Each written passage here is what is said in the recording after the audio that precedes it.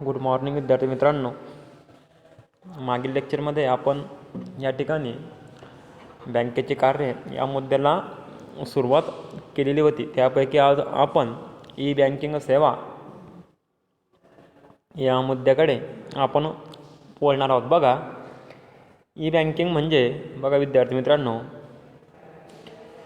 E banking म्हणजे electronic banking होय.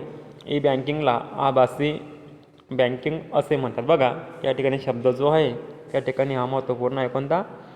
आभासी बँकिंग. पुढे बघा, ई बँकिंग हे संगणक आणि इलेक्ट्रॉनिक क्षेत्रामधील विकासाचे फलित असे मानले जाते. ई बँकिंग हे संगणक आणि इलेक्ट्रॉनिक क्षेत्रामधील विकासाचे फलित असते. आता बघा, ई बँकिंग अंतर्गत बँकिंग कार्याचे संगणकीकरण त्या ठिकाणी केले जात असते. आता ते घटक कोणकोणते आहेत त्या ठिकाणी आपण बघणार आहोत. त्यापैकी पहिला जो घटक आहे बघा, ATM, स्वयंचलित नगद प्रदान सुविधा, त्याला आपण ऑटोमॅटिक टेलर मशीनसुद्धा असे म्हणतो. बघा बघा त्याची डेफिनेशन बघा. स्वयंचलित नगद प्रदान सुविधा. आता बघा, स्वयंचलित म्हणजे त्या ठिकाणी स्वयंचलित नगद प्रदान सुविधा पैसे काढण्यासाठी किंवा जमा करण्यासाठी ग्राहक स्वतः वापर करतात. बघा, या ठिकाणी स्वयंचलित नगद प्रदान सुविधा म्हणजे त्या ठिकाणी एखाद्या प्रकारचे आपणास अत्यावश्यक वेळी जर या ठिकाणी आपणास जर पैसे लागत असतील तर अशा वेळेला कॅश स्वरूपामध्ये आपणास पैसे या ठिकाणी मिळू शकतात. स्वयंचलित नगद प्रदान सुविधा ATM पैसे काढण्यासाठी किंवा जमा करण्यासाठी ग्राहक स्वतः वापर करतात. तसेच विविध सुविधांसाठी जसे की शिल्लक, नगद चौकशी, पैसे हस्तांतरण, धनादेश पुस्तक, खाते विवरणासाठी याचा उपयोग होतो. कॅश डिपॉझिट मशीन, रोख रक्कम खात्यामध्ये जमा करण्याची सुविधा देखील उपलब्ध असते, जेणेकरून या ठिकाणी आपणास पैसेसुद्धा त्या ठिकाणी आपण त्या CDS मशीनमध्ये त्या ठिकाणी आपण टाकू शकतो किंवा काढू शकतो. तर ही एक प्रकारची सुविधा आज बँकेने आपणास या ठिकाणी प्रदान करून दिलेली आहे. त्याला आपण स्वयंचलित नगद प्रदान सुविधा असे म्हणतो. नंतर 2 नंबरची सुविधा बघा, क्रेडिट कार्ड. बघा, क्रेडिट कार्ड म्हणजे पेमेंट कार्ड होय. बघा, क्रेडिट कार्ड म्हणजे या ठिकाणी पेमेंट कार्ड होय. सदर कार्डाद्वारे कार्डधारक विविध बाबींसाठी पैसे खर्च करू शकतात. सुविधा देणारी बँक एक प्रकारचे तरल खाते तयार करून ग्राहकांना विशिष्ट पैसे वापरण्याची सुविधा त्या ठिकाणी देत असते. बघा, या ठिकाणी क्रेडिट कार्ड म्हणजे विद्यार्थी मित्रांनो एक प्रकारचे पेमेंट कार्ड होय. या कार्डाद्वारे विविध गोष्टींसाठी आपण पैसे त्या ठिकाणी खर्च करू शकतो, जेणेकरून आपली त्या ठिकाणी बँकेमध्ये एक प्रकारची क्रेडिट त्या ठिकाणी असू शकते. त्याला आपण एक प्रकारचे क्रेडिट कार्ड असे म्हणतो. त्याचा उपयोग आपण विविध बाबींसाठी, वेगवेगळ्या गोष्टींसाठी त्या ठिकाणी आपण या कार्डाद्वारे पैसे खर्च करू शकतो. नंतर बघा, सुविधा देणारी बँक एक प्रकारचे तरल खाते तयार करून ग्राहकांना विशिष्ट पैसे त्या ठिकाणी, जे विशिष्ट लिमिटेशन असेल बँकेचे, त्या ठिकाणची तेवढी रक्कम वापरण्याची सुविधा बँक आपल्या खातेधारकांना त्या ठिकाणी देऊ शकते. म्हणून त्या ठिकाणी त्यांनी म्हटलेलं आहे, सुविधा देणारी बँक एक प्रकारचे तरल खाते तयार करून ग्राहकांना विशिष्ट रक्कम म्हणजे विद्यार्थी मित्रांनो त्या ठिकाणी जे लिमिटेशन बँकेत ठरलेलं असेल, जे आपले क्रेडिट असेल आपल्या बँकेमध्ये, त्या विशिष्ट रक्कम आपण त्या ठिकाणी बँकेचे आपण त्या ठिकाणी वापरू शकतो. म्हणून त्या ठिकाणी ग्राहकांना विशिष्ट पैसे वापरण्याची सुविधा या ठिकाणी बँक त्या ठिकाणी त्यांना देऊ शकते. नंतर तिसरा जो मुद्दा आहे विद्यार्थी मित्रांनो, डेबिट कार्ड. बघा, डेबिट कार्ड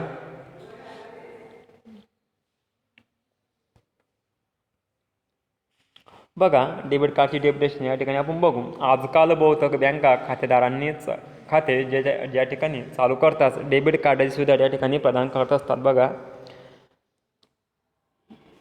बँका खातेदारांनी चालू खाते करताच डेबिट कार्डाची सुविधा त्या ठिकाणी प्रदान करीत असतात. डेबिट कार्डाद्वारे रक्कम कार्डधारकांच्या खात्यामधून ताबडतोब अदा केली जात असते. काही बँका ग्राहकांच्या गरजेप्रमाणे वैयक्तिकृत कार्डसुद्धा त्या ठिकाणी प्रदान करत असतात. नंतर त्या ठिकाणी बघा, RTGS real time gross settlement. बघा RTGSचा अर्थ या ठिकाणी रिअल टाईम ग्रॉस सेटलमेंट याचा अर्थ विद्यार्थी मित्रांनो बघा तात्काळ निधी हस्तांतरण, जेणेकरून दुसऱ्या बँकेत एका बँकेतून दुसऱ्या बँकेमध्ये जर आपणास पैसे या ठिकाणी जर पाठवायचे असतील तर तात्काळ निधी हस्तांतरण प्रणाली सुविधा होय. या सुविधेमध्ये एका बँकेमधून दुसऱ्या बँकेत निधी हस्तांतरण होत असते. ही बँकिंग प्रणालीमध्ये सर्वात वेगवान निधी हस्तांतरण सुविधा आहे. पुढे बघा नंतर त्यांनी म्हटलं बघा तात्काळ सुविधेमध्ये कोणत्याही प्रतीक्षा कालावधीच्या अधीन नसतो. प्रक्रिया पूर्ण झाल्यावर व्यवहार त्या ठिकाणी त्वरित पूर्ण केले जात असतात. प्राप्त बँकेला निधी हस्तांतरण संदेश दिल्यापासून 2 तासांच्या आत ग्राहकांच्या खात्यामध्ये रक्कम जमा करणे आवश्यक असते. नंतर पुढे बघा स्थूल आधारावर म्हणजे कुठलेही व्यवहार एकत्रित न करता स्वतंत्र व्यवहार त्या ठिकाणी पूर्ण केले जात असतात. नंतर तात्काळ निधी हस्तांतरण सुविधेमध्ये किमान रकमेची मर्यादा ₹2 लाख असते आणि तथापि किमान रक्कम वेगवेगळ्या बँकासाठी वेगवेगळी असू शकते. नंतर बघा नॅशनल इलेक्ट्रॉनिक फंड ट्रान्सफर हा या ठिकाणी 5वा जो मुद्दा आहे नॅशनल इलेक्ट्रॉनिक फंड ट्रान्सफर. तर बघा या प्रणाली अंतर्गत एका शाखेमधून दुसऱ्या शाखेमध्ये किंवा एका बँकेमधून दुसऱ्या बँकेमध्ये या ठिकाणी निधी या ठिकाणी हस्तांतरण त्या ठिकाणी केला जात असतो. नंतर बघा सदर सुविधेसाठी ग्राहकाला शाखेचा हस्तांतरण सांकेतिक क्रमांक NEFT कोड आणि लाभार्थ्याचे बेनिफिशरी तपशील त्या ठिकाणी त्याला द्यावं लागत असतात. तर बघा निधी हस्तांतरण व्यवहार हे ठराविक वेळेमध्ये होतात. विशिष्ट वेळ असतो त्या ठराविक वेळेमध्ये होत असतात. उदाहरणार्थ या प्रणालीमध्ये हस्तांतरण विनंत्या या अर्ध्या तासाच्या भागात पार पाडल्या जातात. आठवड्यातील सर्व कामकाजाच्या दिवशी सकाळी 8 वाजल्यापासून संध्याकाळी 8 वाजेपर्यंत अर्ध्या तासाच्या 24 भागामध्ये हस्तांतरण पार पडते. बघा यांनी जी सकाळी 8 वाजल्यापासून संध्याकाळी 8 अर्ध्या तासाच्या 24 भागामध्ये हस्तांतरण त्या ठिकाणी पार पडते. राष्ट्रीय निधी हस्तांतरण आणि तात्काळ निधी हस्तांतरण यामधील मुख्य फरक असा आहे. बघा RTGS आणि या ठिकाणी नॅशनल इलेक्ट्रॉनिक फंड ट्रान्सफर यामधला मुख्य फरक असा की तात्काळ निधी हस्तांतरण प्रणाली हस्तांतरण तात्काळ होते, तर राष्ट्रीय निधी हस्तांतरणामध्ये सर्व विनंत्या एकत्रित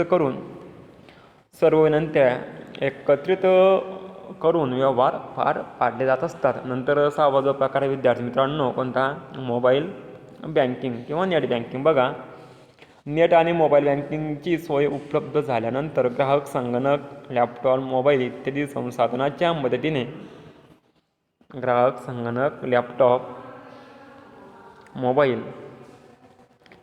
संसाधनांच्या मदतीने व्यवहार करण्यास सक्षम आहेत.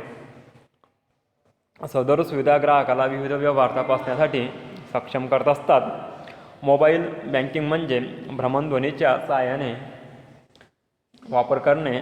या सुविधेसाठी ग्राहकाला बँकेमध्ये नोंदणी केल्यानंतर विशिष्ट क्रमांक त्या ठिकाणी खातेधारकाला मिळतो. ग्राहकाला भ्रमणध्वनीवरून शिल्लकीची रक्कम जी आपल्या बँकेमध्ये जे अकाउंट असेल त्या अकाउंटचा बॅलन्स, नंतर निधी हस्तांतरण पैसे पाठवण्याचे असेल तर ते, नंतर त्या ठिकाणी चेक थांबवण्याची सूचना धनादेश असे म्हणतो ती थांबवण्याची सूचना, नंतर धनादेश पुस्तका विनंती इत्यादी व्यवहार त्या ठिकाणी आपणास मोबाईल बँकिंगद्वारे करता येतात. बघा शिल्लकीची रक्कम आपला बॅलन्स, बँक बॅलन्स, निधी हस्तांतरण, धनादेश थांबवण्याची सूचना, धनादेश पुस्तका विनंती इत्यादी व्यवहार या ठिकाणी आपणास करता येत असतात.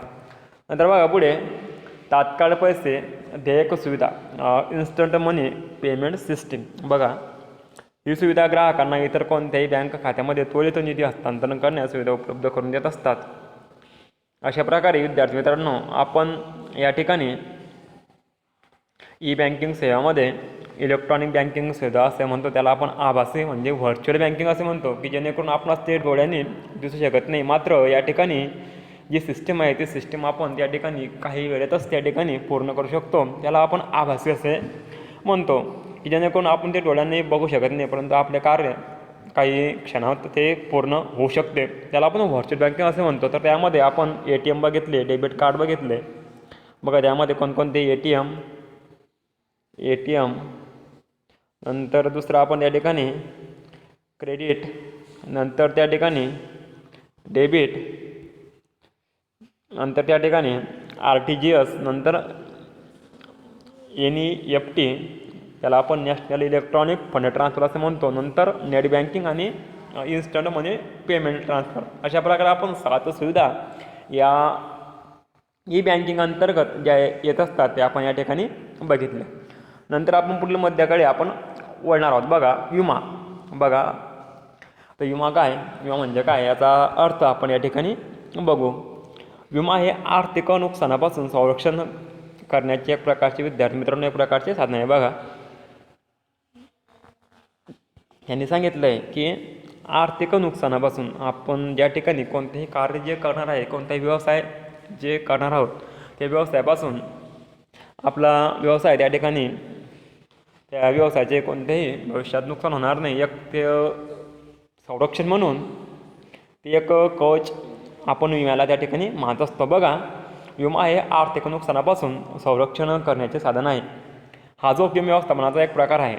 हा प्रकार प्रामुख्याने आकस्मिक किंवा अनिश्चित नुकसान होण्याच्या जोखमीपासून बचाव करण्यासाठी वापरला जात असतो. विमा म्हणजे विमाधारक आणि विमा संस्था किंवा हमीदार यांच्यामधील करार असतो. बघा त्यांनी सांगितलं आहे विमाधारक किंवा विमा संस्था किंवा हमीदार यांच्यामधील करार होय. विमाधारक आणि विमा संस्था यांच्यातील करार असतो. पुढे बघा ज्याद्वारे विमा हमीदार हानीच्या बाबतीमध्ये विमाधारकाला भरपाई देण्यास सहमत मानलेला असतो. विमाधारकाला विमा हमीदाराला वेळेवर तंतोतंत निश्चित रक्कम द्यावी लागत असते. बघा तर त्यामधील काही संज्ञा ज्या आहेत त्या आपण बघू. त्यामध्ये विमाधारक असेल, नंतर विमा हमीदार असेल, विमा हप्ता असेल, नंतर पॉलिसी, नंतर क्लेम, त्याला आपण दावा असं म्हणतो. हे वेगवेगळे घटक विम्यामध्ये अतिशय महत्त्वपूर्ण असतात. नंतर त्या ठिकाणी प्रस्ताव, अशा प्रकारे हे घटक त्या ठिकाणी महत्त्वाचे असतात. बघा विमाधारक, विमा हमीदार, विमा हप्ता, योजना, नंतर क्लेम, नंतर प्रपोजल इत्यादी गोष्ट विमा या घटकाशी निगडीत असतात. तर बघा विमाधारक म्हणजे बघा ज्या व्यक्तीला विशिष्ट तोट्यापासून संरक्षण दिले जाईल त्या व्यक्तीला विमाधारक असे म्हणतात. नंतर विमा हमीदार, बघा विमाधारकाला तोटा झाल्यास नुकसान भरपाई देणाऱ्या संस्थेला विमा हमीदार संबोधतात. जीवन विमा कराराच्या बाबतीमध्ये सदर संस्थेला आश्वासक असे संबोधले जाते. नंतर इन्शुरन्स प्रीमियम, त्याला आपण विमा हप्ते असे म्हणतो. तर बघा विमा धारकाला विमा हमीदार ज्या मोबदल्याच्या बदल्यात संरक्षणाची नुकसान भरपाईची हमी देतो. बघा विमाधारकाला विमा हमीदार ज्या मोबदल्याच्या संरक्षणाची नुकसान भरपाई देतो त्याला विमा हप्ता असे म्हणतात. नंतर पॉलिसी, विमाधारक आणि विमा हमीदार यांच्यामधील करारामधील अटी शर्ती, बघा अटी शर्ती नियम, त्याला योजना पॉलिसी असे म्हणतात. नंतर क्लेम, दावा, विमाधारकाला अपघात, त्याला नंतरच्या नुकसान भरपाईच्या मागणीला दावा असे म्हणतात. नंतर त्या ठिकाणी प्रस्ताव, विमाधारकाने विमा कंपनीला विम्याचे धोरण जाहीर करण्यासाठी देण्यात करण्यात आलेल्या लेखी विनंतीला प्रपोजल, त्याला प्रस्ताव असे म्हणतात. नंतर विषयबाब, विषयबाब म्हणजे ज्यासाठी विमा उतरविला जातो, उदाहरणार्थ जीवन विमा, मालमत्ता, माल अथवा जहाज इत्यादी विम्यामध्ये या गोष्टी अतिशय महत्त्वपूर्ण असतात.